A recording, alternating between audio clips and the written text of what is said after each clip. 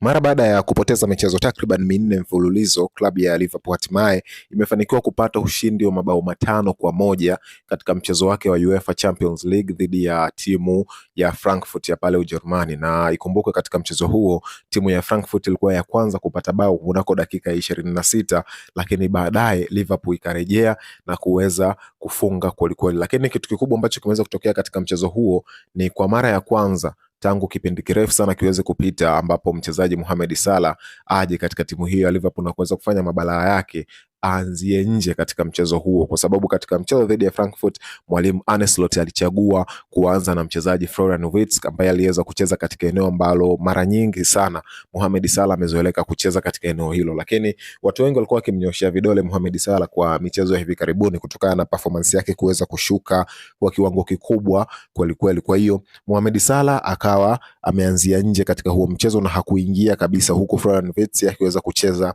dakika zote, na katika mchezo huo Florian Wirtz alifanikiwa kupiga assist 2 ambazo ziliweza kuifanya Liverpool iweze kuongeza namba zake katika magoli ambayo iliweza kufunga, na hiyo inakuwa ni mara ya kwanza kwa mchezaji huyo kuchangia mabao katika timu ya Liverpool tangu aweze kusajiliwa. Lakini kitendo cha Mohamed Salah kuanzia nje ni kama vile kilimkera zaidi, kwa sababu hata mara baada ya mchezo kuweza kutamatika aliondoka kwa hasira, huku akionyesha kutokufurahishwa na kitendo kile. Lakini licha ya kutokufurahishwa kwake, lakini timu ndo hivyo iliweza kupata matokeo. Na kitu kingine pia ambacho kiliweza kuvutia watu wengi ni kuona kwamba Alexander Isak pamoja na mshambuliaji mpya mwingine ambaye ni Hugo Ekitike wote walianza katika eneo la ushambuliaji wa juu. Mmoja akawa mshambuliaji wa kwanza, mwingine akawa mshambuliaji wa pili, na kitu kikubwa zaidi ni kwamba Hugo Ekitike akaweza kufunga bao pia, akifunga timu yake ya zamani ya Frankfurt ambao ndo imewafanya Liverpool sasa hivi aanze kuburudika naye na kuweza kupata matokeo mazuri kutoka katika miguu yake, kwa sababu ndo timu ambayo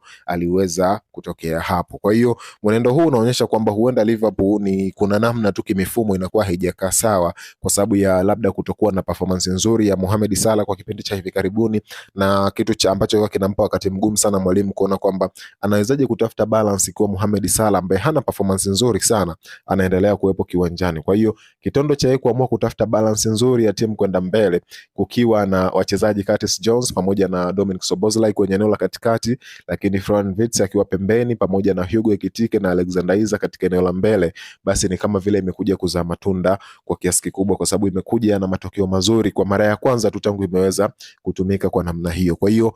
huenda ikaendelea kuwa inatumika hivyo, ama huenda isiendelee kutumika hivyo, kwa sababu mwalimu ni kama vile bado anaendelea kutafuta suluhu ya kile ambacho amekuwa akikipitia kwa kipindi cha hivi karibuni. Ana wachezaji wengi sana ambao wamesajiliwa kwa pesa nyingi, milioni 100 pale zipo kama 4-5, lakini bado anahitaji na yeye kuendelea kupanga wachezaji pamoja na kuweka kikosi ambacho kinakuwa na balance nzuri. Kwa hiyo ukiangalia pound ambazo zimetumika kwa wachezaji ni kama vile zinakuwa zinamvuruga kichwani, kwa sababu mabosi hawawezi kukubali kusajili mchezaji alafu aje akae nje mara zote, inakuwa sio nzuri. Kwa hiyo ni bora ukaangalia namna nzuri ambayo utapata balance ambapo wachezaji wote wataendelea kuwepo kiwanjani.